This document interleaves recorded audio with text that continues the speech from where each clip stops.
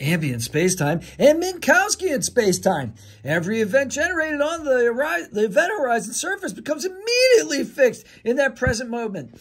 Each event has an established distance from the Big Bang, and that is the present radius of the event horizon. Although it was generated in the two-dimensional space of the horizon, it immediately is converted into the three-dimensional space of the past.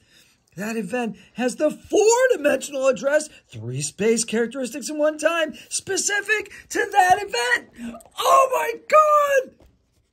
In combination, these events accumulate to become the immutable history of the past. Can you believe this? Oh my God. Each event has an absolute unchangeable location relative to every other event fixed in the universe's past. Each of these is marked by the blank on a waveform with one node attached to that event and the other node reaching to the evolving present event horizon. In this way, the past remains connected to the present. Oh my gosh. Oh my gosh. It's just too exciting.